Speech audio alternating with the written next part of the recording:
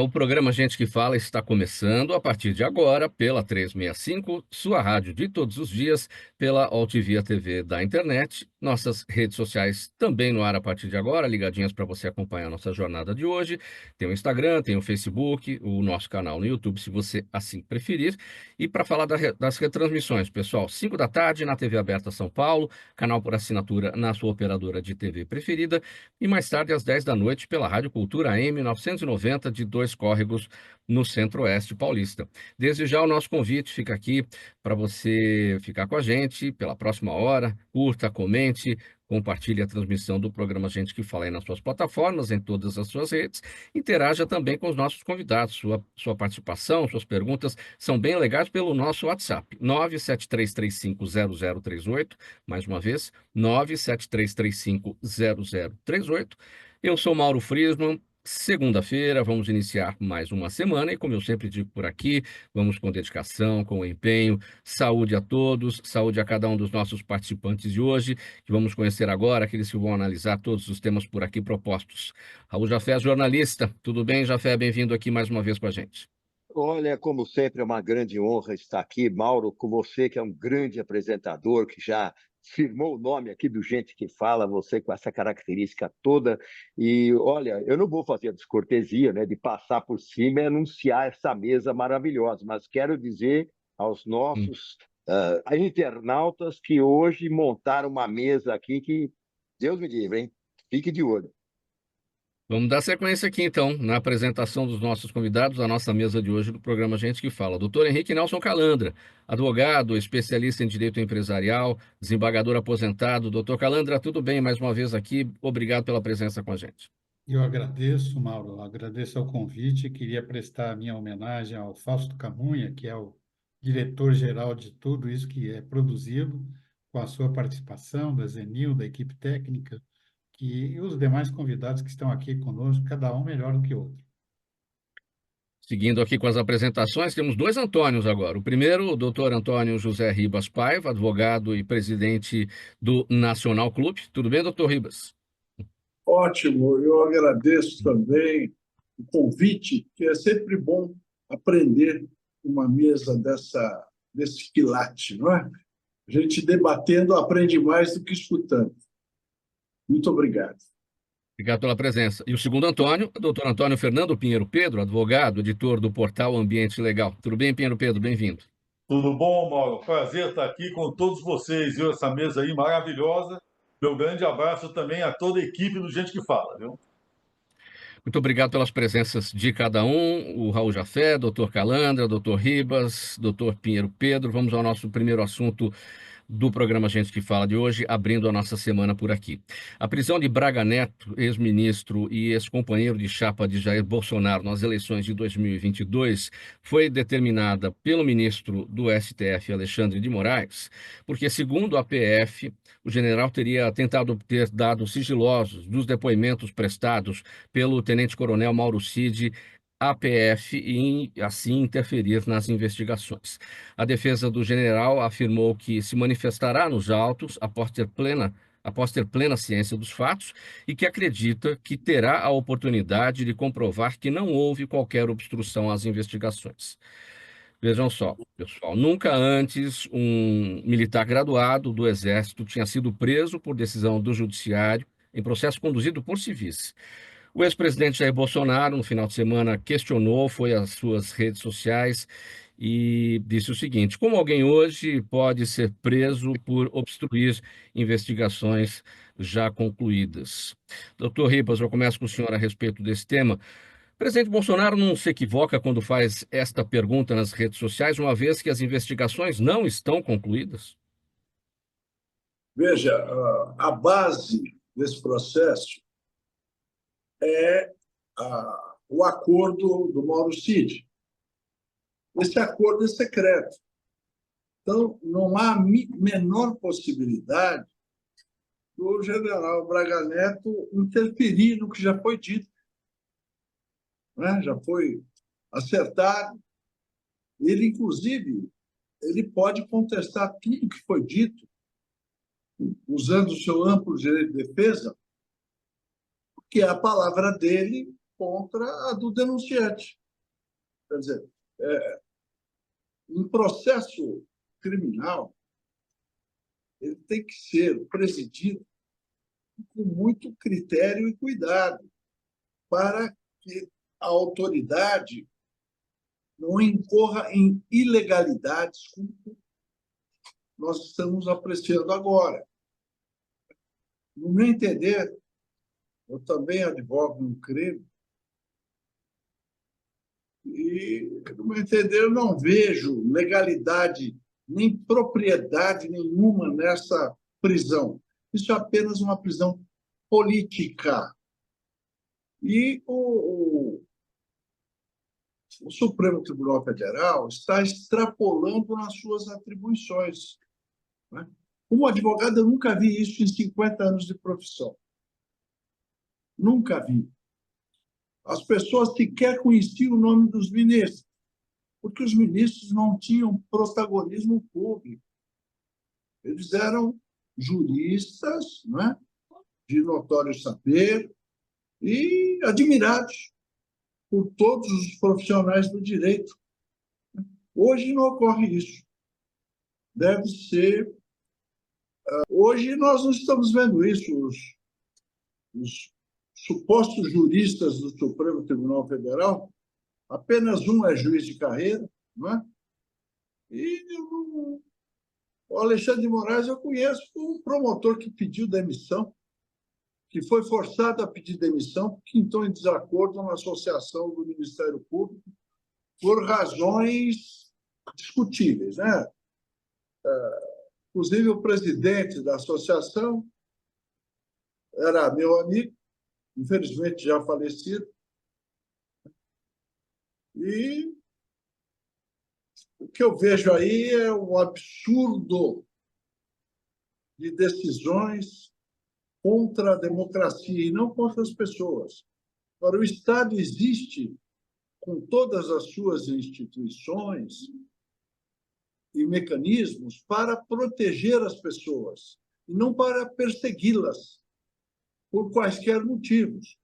Então, nós estamos vendo uma quebra institucional. E o meio, principalmente o meio jurídico, precisa ficar muito atento e não se acovardar, senão a liberdade, que já é tênue, vai terminar nesse país. Era isso que eu tinha que falar. Doutor Calandra, sua análise a respeito do nosso primeiro tema, a prisão de Braga Neto no final de semana, e a Polícia Federal apontando que ele teria tentado interferir nas investigações em busca dos dados sigilosos do depoimento do tenente-coronel Mauro Cid. Presidente Bolsonaro, ex-presidente Bolsonaro foi às redes perguntando como alguém hoje pode ser preso por obstruir investigações já concluídas. O mesmo questionamento, ele não se equivoca uma vez que as investigações estão em curso? Em relação ao episódio principal, eu acredito que as investigações estejam de fato concluídas, porque não existe investigação eterna. Toda investigação tem prazo para começar e tem prazo para terminar, porque quando você alonga indevidamente uma investigação, você viola as regras básicas de um poder judiciário independente, justo e autônomo. Ali fica algo bem escrito, bem mal explicado. O general Braga Neto talvez tenha sido entusiasmado demais em algumas das suas opiniões. Eu tive que prender um oficial de alta patente no tempo da Revolução. Eu era apenas um juiz de primeiro grau e nem era ainda efetivo. Talvez eu tivesse aí nos primeiros anos da minha carreira. E o que eu fiz? Eu liguei ao comandante do Sudeste e disse: eu vou prender o coronel fulano por isso, aquilo outro. Ele falou: o senhor está absolutamente certo, pode prender e entrega ele para mim, porque o responsável pela custódia sou eu. E assim foi feito, sem nenhum estardalhaço, sem nada que pudesse dar aso a outras ideias, né? Era um crime comum e eu não podia deixar passar porque era um militar de alta patente. Agora, em relação a esse caso especificamente, o que é dito é que ele estaria interferindo nas investigações. É preciso explicar o sistema processual penal brasileiro para os nossos internautas e ouvintes saber do que nós estamos falando. No Brasil, o réu é obrigado a ter defesa. Quem é investigado é obrigado a ter defesa. Hoje, o Estatuto da OAB permite que se faça uma investigação reversa para provar que a pessoa é inocente, porque o direito penal e o processo penal têm sido, de algum modo, afrontado. Lógico que ninguém pode interferir em investigações em curso e se pôr a falar com testemunha, com indiciados e querer influenciar. Mas o direito de defesa é obrigatório.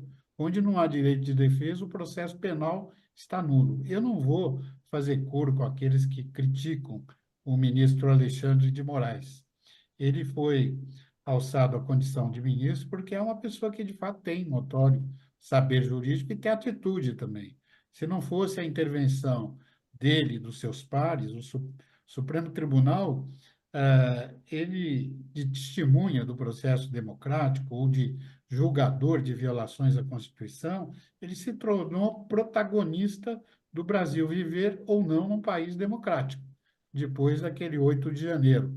E tudo isso aconteceu antes, como se nota nas leituras das peças do processo, que agora é público, no qual é investigado inclusive o general Braga Neto. Se não fosse pela intervenção do Supremo, pronta, direta e reta, conduzida, sobretudo, pelo ministro Alexandre de Moraes, nós não estaríamos com um regime democrático vigente. Tudo teria sido, a história do Brasil seria outra. Eu acho que a verdadeira história, quem vai contar são os historiadores, não são os juristas. Mas eu, como hoje advogado, como juiz que fui a vida inteira, eu nunca acreditei em foro privilegiado, eu nunca acreditei em competência concentrada no Supremo, eu nunca acreditei que a Polícia Federal, que é salvadora para alguns estados, onde ela vem resgatar valores, onde às vezes não existe, alguns estados do Brasil têm violações sérias ao direito ambiental, aos direitos humanos, e não fosse pela ação das forças federais, nós não teríamos possibilidade de resgatar essas vidas, de resgatar a liberdade das pessoas e de punir os culpados. Mas polícia é investigativa, o inquérito judicial, o inquérito é para fins de polícia judiciária, não é para enfeitar prateleira. Então tem que colher provas realmente. Mas não se pode sair elucubrando a Polícia Federal pedir a prisão de um general dizendo que ele oferece perigo. Do mesmo modo que ele é contido mediante prisão num quartel, poderia ficar preso na sua própria casa, custa menos, tem maior eficácia.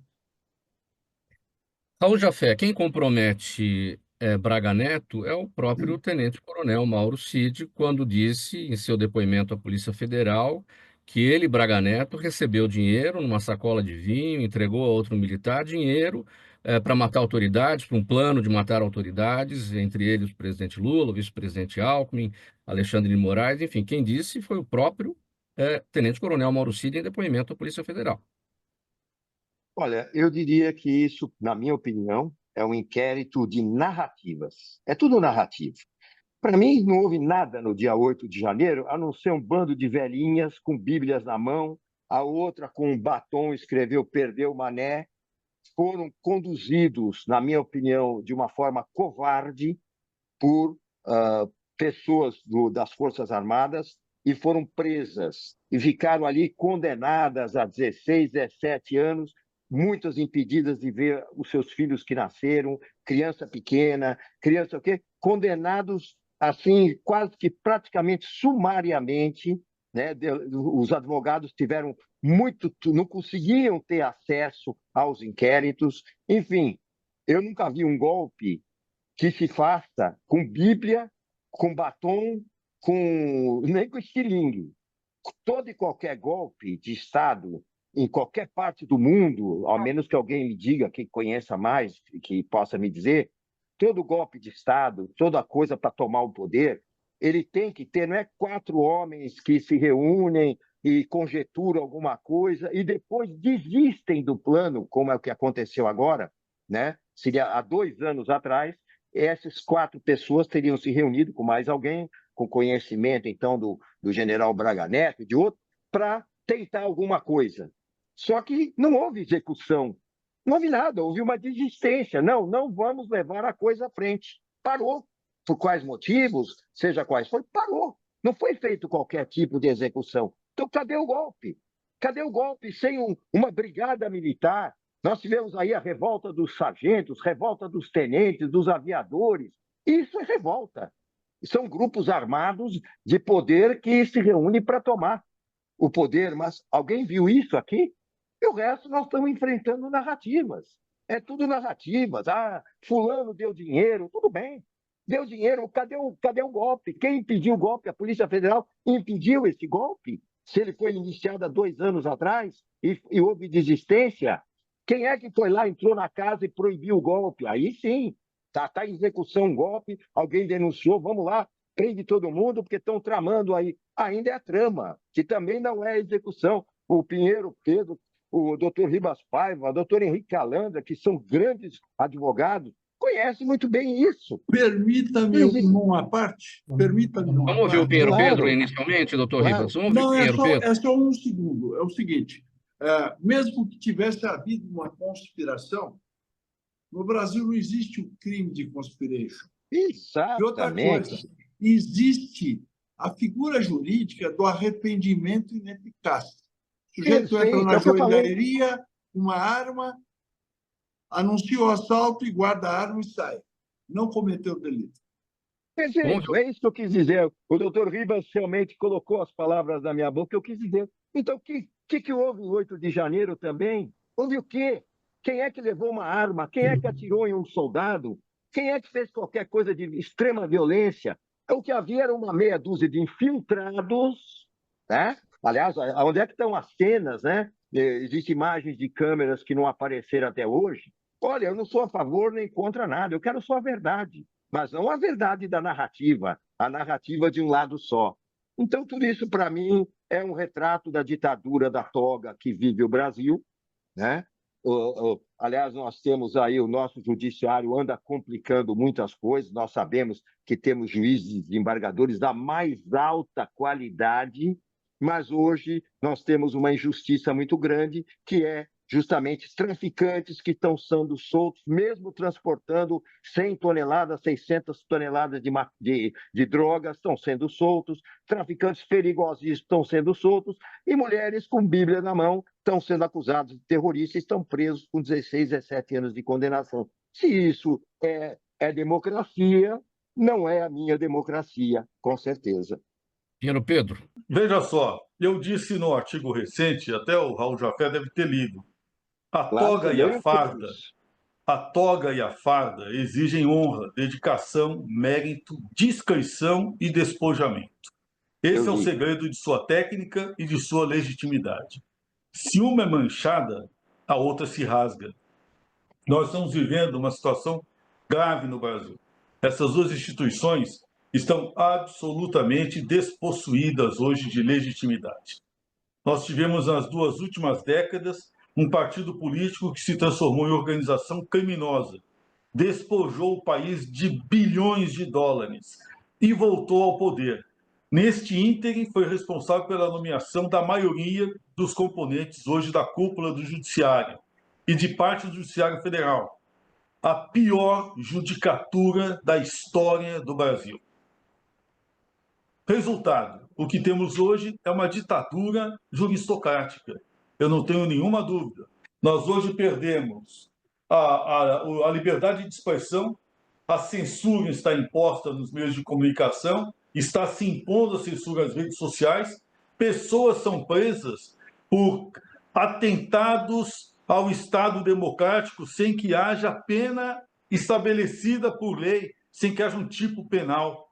E agora, curiosidade virou obstacularização de processo de investigação cujo depoimento ao qual o indivíduo estava em busca, né, já tinha se concluído e foi, inclusive, recentemente publicado. Então, o que nós estamos vendo é um puro ato de sabotagem ao Estado de Direito provocado pelos próprios componentes do órgão de judicatura que deveria tutelar a democracia. E digo mais, a partir de janeiro do ano que vem, as coisas mudam, porque nós temos hoje um governo que está pendurado num tribunal ilegítimo, sem apoio popular. E foi esse tempo todo sustentado por uma situação, uma circunstância internacional que nesse último ano se inverteu. Então a impressão que eu tenho é que nós vamos ficar igual o regime de Jaruzelski na Polônia, vai cair de uma vez. E eles estão fazendo reféns. Tudo isso está sendo montado às pressas agora para ter o que negociar para uma saída, uma retirada honrosa daqui aos próximos meses. É isso que eu tenho a dizer. Próximo tema, programa Gente que Fala, edição de segunda-feira pela 365, sua rádio de todos os dias, OTV, TV da internet, redes sociais e o nosso canal no YouTube e as retransmissões, 5 da tarde, TV aberta São Paulo, canal por assinatura na sua operadora de TV preferida e às 10 da noite, Rádio Cultura AM 990, de Dois Córregos, no Centro-Oeste paulista. Gente, o governador de São Paulo, Tarcísio de Freitas, afirmou ao programa Canal Livre da Band que vai disputar a reeleição em 2026. Ele disse que o que motiva a ficar em São Paulo é a entrega de projetos em 2028, 2029 e 2030. Na entrevista, o governador Tarcísio disse que apoiará Bolsonaro à presidência ou aquele que ele ungir. Ao mesmo tempo, Tarcísio de Freitas afirmou que vai trabalhar para que São Paulo entregue o máximo para o candidato que representa o campo da centro-direita em 2026. Jafé, eu começo com você a respeito deste tema. O governador Tarcísio, dizendo, portanto, que vai apoiar Bolsonaro à presidência. Bolsonaro está inelegível, mas isso pode, evidentemente, ter alguma mudança até lá, tem muita água para correr debaixo da ponte. Ou Bolsonaro ou aquele que for indicado por Bolsonaro. Esse é um ponto. Num outro momento ali da fala do governador Tarcísio, na entrevista ao Canal Livre da Band, ele fala que vai entregar o candidato, vai entregar o máximo para que o candidato que representa o campo da centro-direita em 2026 possa participar da disputa. Por um lado, ele está com o Bolsonaro, mas por outro lado, ele está com o centro. Não, o que eu queria dizer é o seguinte: tudo agora é muito precoce. A gente conhece política há muitos anos, né, Mauro? Todos vocês aqui da mesa conhecem política e sabem que 2 anos antes das eleições, a coisa é uma e na hora é outra, né? Então, tudo sabe que são imposições. Então, hoje, se o sujeito fala, eu sou candidato à presidência, as consequências dessa fala são imprevisíveis. Eu, particularmente, gostaria muito que o Tarcísio continuasse mais 4 anos governador de São Paulo. Ou seja, ele faz um excelente governo.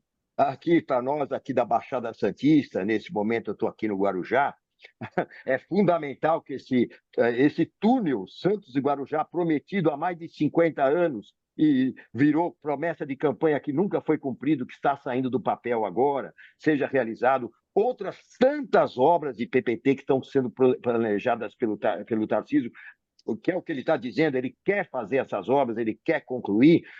Nós estamos com a segurança pública, ele está procurando, dentro das condições que tem, enfrentar o crime organizado, né? Não se permite invasões de terra no estado de São Paulo, todas elas serão coibidas pelo governo, isso já foi dito várias vezes por ele, está se cumprindo, né? Então, nós gostaríamos que o Tarcísio chegasse e continuasse governador do estado de São Paulo. Pelo menos é o meu desejo pessoal.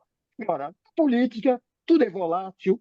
Hoje é uma coisa, amanhã é outra. Então, daqui a 2 anos, o Bolsonaro, de repente, não consegue ser elegível, né? Não aparece nenhum outro líder. O Caiado, que tem essa vontade, também, de repente, pode estar sofrendo problemas aí com a justiça eleitoral. O Zema, de repente, diminuiu o seu prestígio e entendem que a melhor forma de enfrentar a esquerda seria com o Tarcísio. O Tarcísio vai ser, então, obrigado a colocar seu nome à disposição. Portanto, tudo isso aí é especulação que nem deveria ser comentado, só serve para prejudicar. Deixa o homem trabalhar, como alguém já dizia. Mas, Jafé, não é especulação. O próprio Tarcísio de Freitas disse isso em entrevista. Ele quer disputar a reeleição de São Paulo para entregar para o candidato que representa o campo da centro-direita o melhor trabalho. E ele está dizendo que ele está indo para o centro e não com o Bolsonaro. Foi ele que disse ao Canal Livre. Não, e que seja o centro, que seja quem for, o que eu digo apenas que são 2 anos ainda, e 2 anos a água rola. Rola demais a água. Há uniões partidárias. Aí você veja bem que para prefeito de São Paulo, tanto o partido do Bolsonaro como outros partidos se juntaram em torno do candidato Nunes para vencer a esquerda. Então, isso pode o Tarcísio falar o que quiser. Você entende? Vai chegar na hora que vai ser decidido. Nós já vimos esse filme antes em várias candidaturas a presidente, governador, prefeito. Chega na hora, tudo muda. Isso, portanto, eu acho que nem deveria ser falado. É que os jornalistas enchem tanto o saco do Tarcísio, né, que realmente a coisa vai, né? Tá certo? Doutor Ribas, sua análise sobre a fala de Tarcísio de Freitas, governador de São Paulo, de que ele vai disputar a reeleição para governador aqui em São Paulo e apoiar quem for o caso, seja o ex-presidente Bolsonaro, se ele vier a ficar elegível novamente, ou alguém do campo do centro. Em primeiro lugar, eu quero dizer que não existe esquerda e direita. O que existe são os conservadores, aqueles que querem a ordem e o progresso, e os radicais. Não é? A polarização é essa. O povo brasileiro é conservador, é religioso, conservador. Eu me lembro uma vez que a menininha do Cantuá, no Candomblé da Bahia, se declarou católica. Então, o povo brasileiro ele quer quem possa lhe dar segurança. No caso do Tarcísio, isso é uma realidade. Ele está fazendo um bom governo, só discordo da venda da Sabesp, né? E, como disse o ilustre jornalista, a política é volátil. Em dado momento, pode acontecer de alguém chegar para ele e falar: olha, não tem outro, é você. Pronto. Mas eu estou torcendo para que ele seja candidato à reeleição do governo de São Paulo. Doutor Calandra, sua análise sobre a fala de Tarcísio de Freitas, governador de São Paulo, sobre a vontade dele de disputar a reeleição aqui no estado em 2026, que ele vai trabalhar ou para Bolsonaro, para algum candidato que Bolsonaro vier indicar, ou para aquele que ele quer entregar o máximo, nas palavras dele, para o candidato que representa o campo da centro-direita. Essa coisa de reeleição ou não é um episódio que já foi vivido aqui em São Paulo. Mas eu queria fazer aqui uma ressalva, né? Porque os meus colegas de bancada acabaram criticando duramente o nosso Poder Judiciário. Eu queria lembrar que o Poder Judiciário não é só Supremo, nem Superior Tribunal de Justiça, nem Tribunal Superior Eleitoral.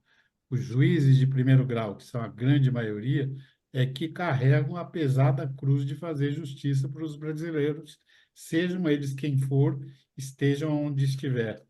E a nossa luta é para que o judiciário seja independente, competente e republicano. É para isso que a gente luta dia e noite. E eu passei quase 40 anos da minha vida julgando as pessoas, e posso dizer que sempre fiz isso dentro da lei, da Constituição, e essa é o nosso norte, a nossa bússola. Então, o Supremo Tribunal Federal é um tribunal onde as pessoas passam temporariamente, alguns até por longo tempo, mas ali é lugar para grandes juristas.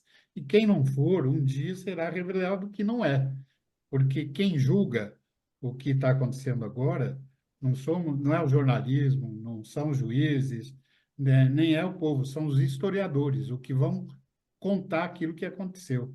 Eu me lembro que até um funcionário de uma sobrinha minha, que é de Minas Gerais, acabou envolvido indo na missa nessa catedral de Brasília, e acabou preso. Só que o homem era mudo e as pessoas o interrogaram duramente para ele confessar que ele era terrorista. E ele falava, ele não podia falar, né? Ele era mudo, não sabia nem linguagem de sinais. Um caboclo lá do interior de Minas. E deu o que fazer para entender que ele não podia ser preso nem ser réu, como aconteceu agora e foi publicado nos jornais. Então, justiça tem que ser feita a partir do primeiro grau, essa coisa de foro privilegiado, de competência concentrada no Supremo, é o maior erro que se pode cometer.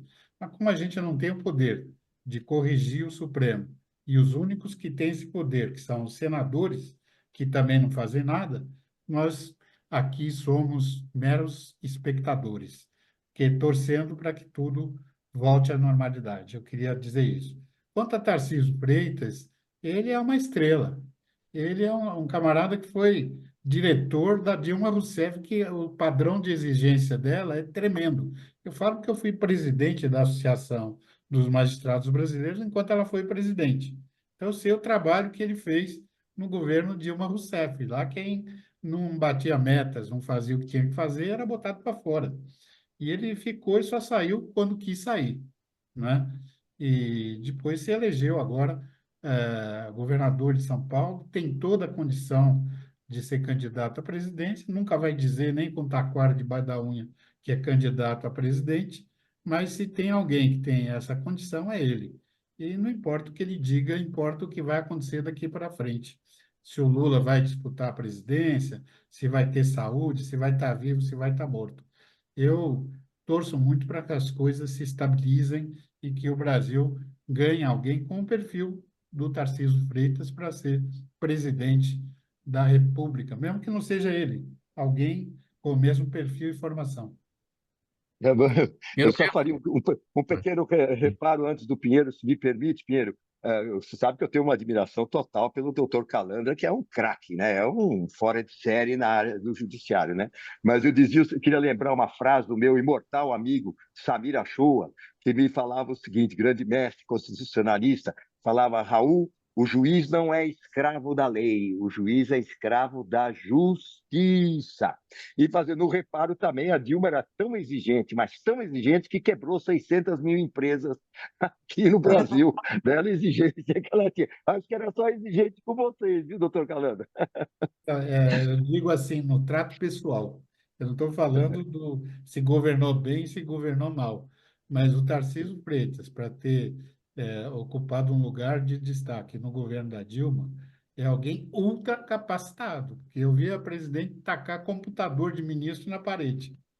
Pinheiro É, Pedro, sua análise sobre a fala de Tarcísio de Freitas, o governador de São Paulo, sobre a vontade dele de disputar a reeleição por aqui em 2026. Mauro, o Magalhães Pinto já dizia que política é igual nuvem, né? Então, a cada momento que você olha para o céu, né, a nuvem muda de forma. Então, é Oh, óbvio Deus. que o que ele está dizendo hoje, daqui a 2 anos, a situação é outra. Ele é refém das circunstâncias, né? E refém também, cumpre missão, como político, como líder político, ele cumpre missão. Se de repente o sistema partidário no qual ele está envolvido determinar que é ele vai, né? Se ele ficar, ele fica, né? Nas circunstâncias das últimas eleições, ele saiu muito desgastado, né, à direita, agora está buscando o centro. Né? Ou seja, tem aí muito tempo para curar feridas, né, para abrir outras. Ou seja, o que o Tarcísio diz hoje sobre o que vai acontecer daqui a 2 anos em relação a candidaturas vai ficar só para vender matéria em jornal. Próximo tema, gente. Programa Gente que Fala, edição de segunda-feira. Vamos falar sobre o seguinte: o deputado estadual Emílio de Souza, do PT, entrou com uma ação na Justiça para pedir a suspensão da chamada ouvidoria paralela à já existente ouvidoria das polícias aqui em São Paulo. Esse novo órgão, a ouvidoria paralela, foi criado pela Secretaria de Segurança Pública e vem sendo questionado por entidades de direitos humanos. Na ação, o deputado Emílio de Souza afirma que uma ouvidoria paralela compromete a independência, a eficiência e a economicidade do controle externo sobre a atividade policial no âmbito estadual, violando princípios constitucionais e gerando um retrocesso administrativo. Doutor Calandra, para só contextualizar aqui, o papel, né, das ouvidorias das polícias, independentemente, ela é independente, né, na verdade, do governo estadual, é responsável para ouvir, né, como o próprio nome diz, receber, né, encaminhar, acompanhar as denúncias da população contra a atuação policial, que é o que a gente tem visto aí à tona acontecer muitos casos de violência e abuso policial nos últimos tempos, né? Como é que isso tudo se encaixa aí nesse contexto? Eu acho que quanto maior é o ouvido, maior é a vantagem para o povo que é o servido. A ouvidoria paralela ou ouvidoria que for, que possa receber uma amplitude de reclamações, tem uma coisa que é invisível, ninguém fala: o número de suicídios na Polícia Militar. Quer dizer, isso é um número que assusta qualquer um, porque é uma pessoa que anda armado e é tão pressionado e tão pressionado que, às vezes, rompe o vínculo da sanidade e cometem coisas como atirar gente de uma ponte para baixo, como podia ele próprio ter se lançado para a ponte abaixo e ter tirado a própria vida. Quantos militares nós já perdemos? Quantos policiais civis nós já perdemos? Quantos policiais federais nós já perdemos? Porque a estrutura é uma estrutura que obriga a uma conduta 100% reta, 100% do tempo. E agora, a integridade corporal da pessoa não é mais preservada. Ele é obrigado a carregar uma câmera junto ao seu corpo. Não se sabe que efeitos essa transmissão de energia junto à parte cardiológica da pessoa vai provocar. Não se é só produzir imagem, todo mundo bate palma. Tarcísio Freitas até voltou atrás, agora diz que ama de paixão as câmaras corporais. Mas eu queria dizer que o policial, por mais policial que seja, ele tem direito a ter o seu próprio corpo, né? Que tenha cenas filmadas através de drone, através de filmadoras na própria viatura, vá lá, que tenha filmadoras nas armas, que tenha coisas, mas pregar uma coisa no corpo da pessoa, não sabe que efeito isso vai provocar, por mais que isso melhore a performance do policial para evitar abuso, isso também é uma violação. Talvez quando falem aí em ouvidoria paralela, é para ouvir um pouco o que aqueles que são obrigados a ter essa conduta são submetidos. Será que alguém perguntou se o policial suporta bem andar vigiado 24 horas da sua atividade, que às vezes vira para 36 horas de trabalho ininterrupto? Caso de bombeiro, caso de forças especiais, que tem que desarmar uma bomba e tem que estar ali concentrado nisso e carregar uma câmera junto ao seu corpo, atiradores de elite que vão se confrontar com uma pessoa armada que pode tirar a vida deles ou de outras pessoas e tem que atirar e neutralizar aquela pessoa que está portando um fuzil AR-15 ou uma arma de maior calibre, uma pessoa que pode derrubar um helicóptero. Então, eu acho que não é errado ter uma ouvidoria que ouça aqueles que não são ouvidos. Mas é esse o caminho? Ouvir aqueles que não são ouvidos? Como é que funcionaria uma ouvidoria paralela? Porque ouvidos interpretam. Uma ouvidoria oficial interpreta de um jeito e a ouvidoria oficial, a paralela interpreta de outro jeito? Eu acho que tem que haver mais ouvidos e mais informações, porque na medida em que você esmaga a pessoa que é submetida a um regime militar que é duríssimo. Só quem é militar é que sabe dizer como é que é a vida de um militar dentro da caserna. Eu posso falar porque tive um filho que foi, que hoje é oficial da reserva do Exército, mas foi oficial do Exército. Então, a disciplina não é uma coisa café com leite, não é uma coisa que possa ser relegada, né? O militar da Polícia Militar ele fala RESTIF, que é o regimento disciplinar deles. E aquilo não. Se a pessoa errar, é preso, não tem advertência, não tem nada disso, né? Falhou numa atividade, o resultado é punição. Não tem mais ou menos nem envolver depois. Então, é isso que nós temos que. Não estou defendendo a ouvidoria paralela, estou dizendo teriam que ter mais ouvidorias e a maneira de construir a paz é ouvir essas pessoas que muitas vezes cometem abusos porque também são abusados. Ainda no tema da segurança pública, pessoal, no tema aí da questão policial, primeiro, Pedro, a análise das câmeras corporais de dois PMs aqui de São Paulo levou o Superior Tribunal de Justiça a anular as provas e a condenação de um homem a 7 anos e meio de prisão por tráfico de drogas. Por unanimidade, os ministros da 5ª turma do STJ entenderam que as imagens mostraram que o homem havia sido abordado sem um motivo válido e sofrido violência policial, que incluiu murros, enforcamento e chicotadas nas costas. O caso chegou ao STJ depois que o Tribunal de Justiça de São Paulo manteve a condenação do réu em segunda instância e a Defensoria Pública recorreu. O que esse episódio nos traz, nos revela, Pedro? Esse episódio nos revela a loucura em que estamos hoje inseridos nesta maluquice que foi criada a partir da década de 90 para cá, em que se instalou sob a autoridade policial não apenas 1 ou 2 órgãos de controle, mas 4. No caso da Polícia Militar, eu fiz direito penal militar a vida toda, né? Trabalhei com isso, fui professor da academia. Nós temos lá comandante da unidade e o departamento de disciplina da própria unidade do batalhão. Fora isso, você tem a Corregedoria de Polícia Militar, um órgão absolutamente anômalo, porque corregedoria se faz em relação à Polícia Judiciária, mas aqui se criou uma Corregedoria da Polícia Militar.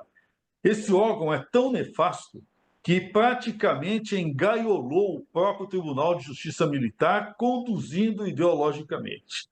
Além disso, você ainda tem o Ministério Público, o Judiciário e agora a Ouvidoria. Ou seja, é mais ou menos como se nós tivéssemos um indivíduo remando e 4 sujeitos dando palpite sobre a forma como ele rema. Na Polícia Judiciária é a mesma coisa, né?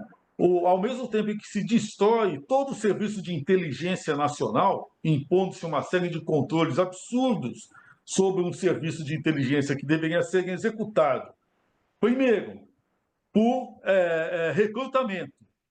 E hoje nós somos o único país do mundo que faz concurso público para espião, né?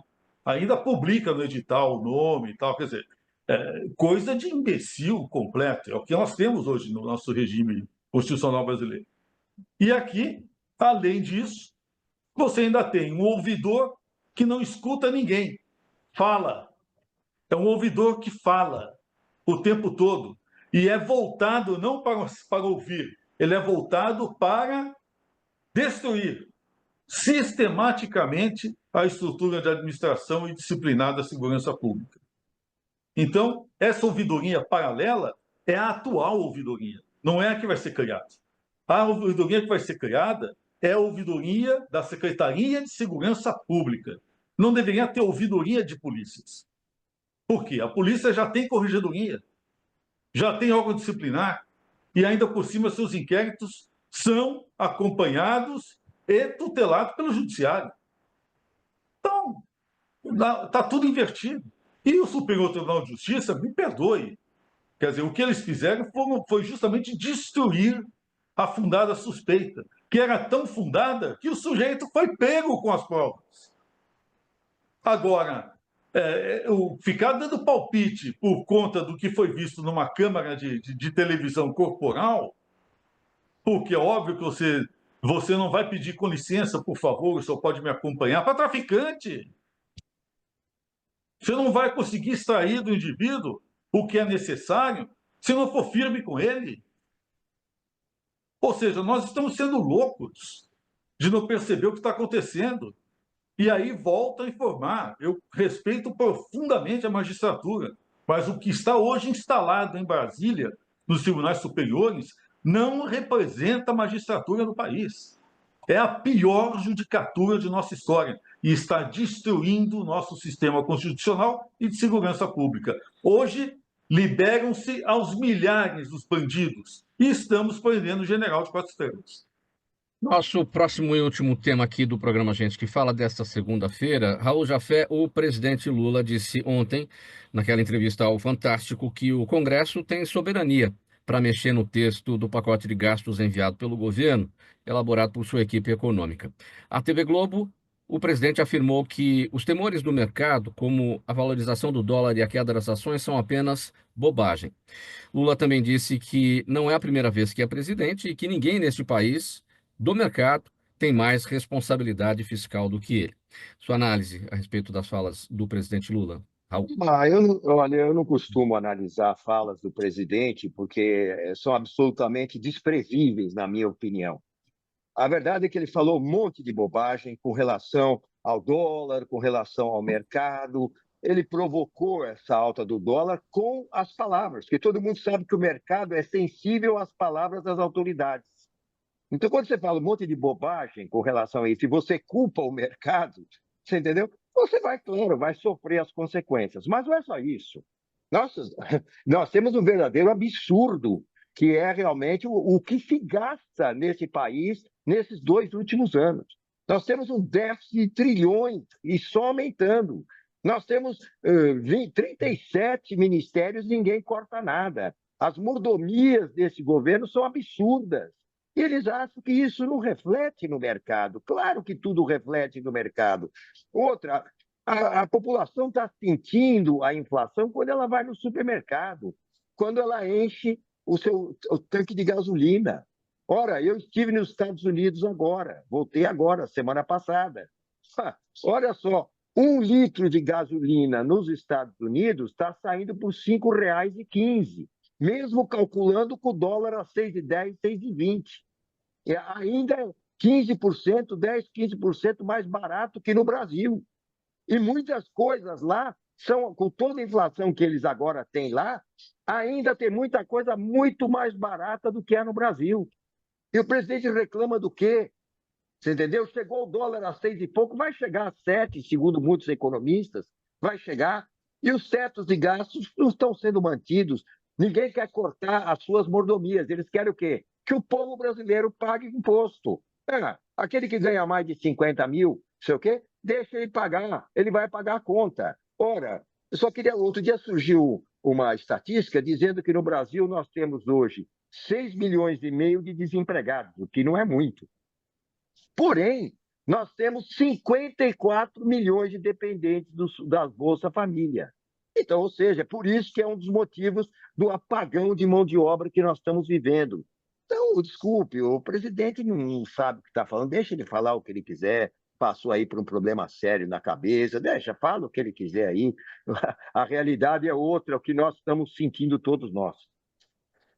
Perguntas da audiência, vamos a elas. E brevidade a todos, gente, para a gente chegar no final aqui. Raul, você está com a palavra, então eu vou com você primeiro. Sempre com a gente e sempre também te perguntando, Raul. Jaime, né, te mandando saudações santistas, e ele diz o seguinte: infelizmente é uma pergunta tristemente pertinente. Porque até agora o nosso saudoso Samir Achoa não recebeu do poder público uma mais que justa homenagem. Olha, eu questionei muitas vezes meu querido amigo Marcos Belizari, que trabalhou tantos anos com o Samir, também fez rádio conosco na época do Falando Francamente, o Jaime se lembra bem, nossa audiência também, e o Marcos foi se tornando uma pessoa ilustre no mundo político, tanto é que virou presidente estadual do Partido Verde. Então era ele que realmente tinha que ter uma força maior para dar não só o nome de rua, mas alguma coisa importante para o nosso querido Samir Achoa, inesquecível para mim, ele que já faleceu desde 2008, já são 16 anos, e ele está sempre na minha memória e está sempre nos meus comentários, eu sempre falo alguma pincelada do grande mestre Samir Achoa. Doutor Ribas, o Carlos quer saber o seguinte do senhor, por curiosidade histórica, diz ele, o artigo 142 da Constituição Federal, que permitiria a intervenção militar constitucional, nasceu no Nacional Clube? Veja, o artigo 142 ele foi redigido pelos assistentes técnicos dos deputados, né, que é o Ives Gândara, né, e um outro constitucionalista da PUC, que eu não me lembro o nome, Celso Basso. Então, o 142 é um trabalho de relojoaria. E pouca gente consegue interpretar a sua propriedade. Por exemplo, quando nós começamos a criticar o fato de ser necessário convocar para que houvesse uma intervenção constitucional, nós esclarecemos que o artigo tem duas partes. A primeira parte diz respeito à defesa da pátria e garantia dos poderes constitucionais. Aí tem um e, vírgula, da lei e da ordem, que é competência estadual. Então, na questão da competência estadual, há necessidade de convocação. Mas, na defesa da pátria, ninguém precisa de autorização de ninguém. Nem eu, nem você, nem esta mesa, nem os militares, ninguém precisa de autorização. Né? Ela é espontânea e está constitucionalmente prevista. Até a defesa da ordem pública está no 144, que é direito e dever de todos. Então, a questão do 142 é uma interpretação nossa. É só analisar o texto da lei e o objetivo do legislador constitucional, que foi colocar as Forças Armadas à frente da defesa da pátria e garantia dos poderes. E poder você não garante com caneta, você garante com armas. É isso que eu queria dizer. Doutor Henrique, doutor Calandra, o Birajara também está com a gente. Bem breve a resposta. A prisão de altas patentes militares, diz ele aqui, e a investigação da participação de setores das Forças Armadas na tentativa de golpe demonstram que há um novo tempo jurídico no Brasil? Sim, mas eu queria destacar que essa competência concentrada no Supremo fere todos os princípios possíveis e imagináveis. Eu acho que isso teria que baixar para o primeiro grau para que a pessoa pudesse se defender. Eu, se tivesse que, quando era juiz, tivesse que decretar a prisão de um general 4 estrelas ou mais estrelas que houvesse, a gente faria, porque nós trabalhávamos com a lei, a ordem e a Constituição.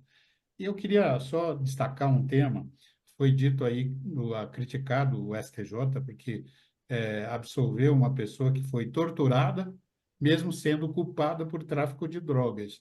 A gente não pode abolir os princípios, senão nós vamos dizer que a tortura é permitida no Brasil. Então, eu acho que não está errado o STJ quando mantém os princípios, o que não acontecendo no Supremo. Mas um dia alguém vai acordar lá e o acórdão será diferente. Primeiro, Pedro, a pergunta aqui da Raquel, ela quer a sua avaliação sobre os resultados da eleição da OAB, realizada aí recentemente, em novembro. Bom, eu apoiei a outra chapa, né? Foi a chapa 33, né? E a que ganhou é a da situação. Me surpreendi logo com a primeira declaração do presidente eleito, né? Com o qual concordo, com referência ao excesso de poderes concentrados no Supremo Tribunal. Aliás, é o que o doutor Henrique Calandra coloca claramente, né? E eu achei muito interessante. Agora, é o velho problema. O resultado das eleições advieram de um processo de votação eletrônico à distância, né? A diferença é que os votos foram registrados, né? Ou seja, você tem um comprovante, né, da sua votação, uma coisa diferenciada, mas eu preferia o método antigo em que as pessoas podiam se encontrar lá à frente dos pontos de votação, conversar, trocar ideias, né? E às vezes até mesmo mudar o voto. Então, infelizmente, o que eu estou vendo é a OAB cair na armadilha, né, desta aristocracia que está hoje se formando com bases burocráticas em todo o sistema brasileiro, né? Muito triste, a soberania popular vai para o ralo e a soberania do advogado brasileiro também. 20 segundos para as despedidas de cada um, bastante brevidade aí. Pinheiro Pedro, você está com a palavra? Você é o primeiro. Vamos lá. Olha, eu queria agradecer muito essa oportunidade, falar para o Raul Jafé que o Samir Achoa era colega de turma do meu pai, que até apareceu aqui, tem 94 anos e gostava muito dele, né? E realmente você tem toda razão, tenho que fazer uma homenagem porque ele faz parte da nossa história política. Agradeço muito a presença do Ribas Paiva, do Nelson Calandra e a toda a equipe da nossa querida gente que fala por seu meio, Mauro Frisão. Obrigado. Obrigado, Pinheiro Pedro. Raul, sua despedida, 20 segundos.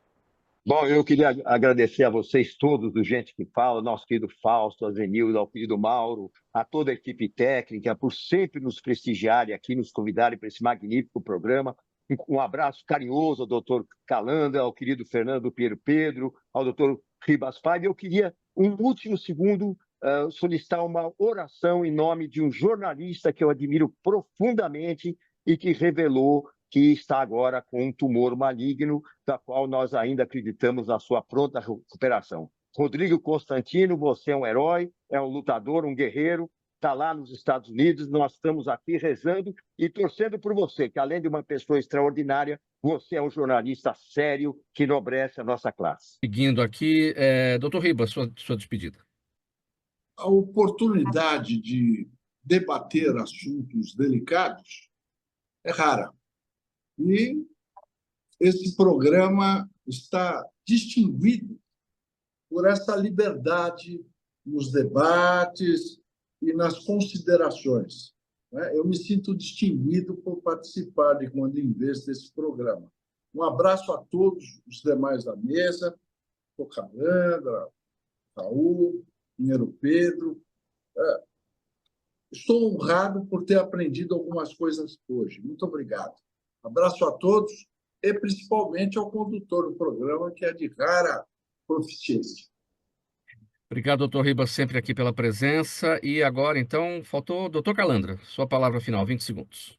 Eu queria agradecer a essa banca maravilhosa que participa dessa comunicação ao povo brasileiro, dizer que está na hora do presidente Lula cortar na carne, vamos reduzir os salários no executivo em 50%, todos que têm cargo em comissão, reduzir em 50%, parar com jatinho para cima e para baixo.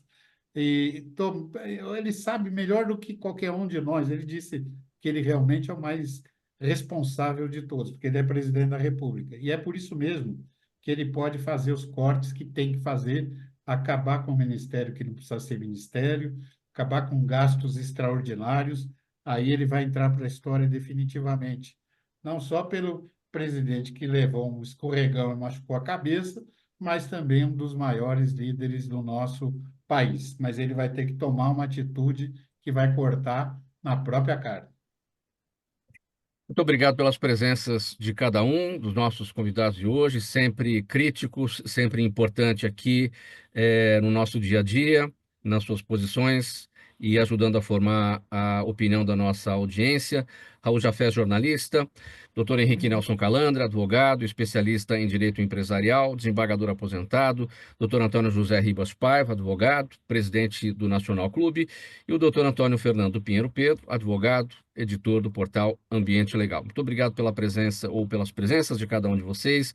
Um abraço de cada um de nós aqui do programa Gente que Fala, sempre realização da ABCom, 23 anos no ar, apresentação minha, Mauro Friesman, Zenilda Salvato, nossa diretora de produção, jornalista Fausto Camunha, o nosso diretor-geral, e você, claro, você ouvinte, espectador e internauta, a razão da nossa presença sempre por aqui. A gente volta amanhã,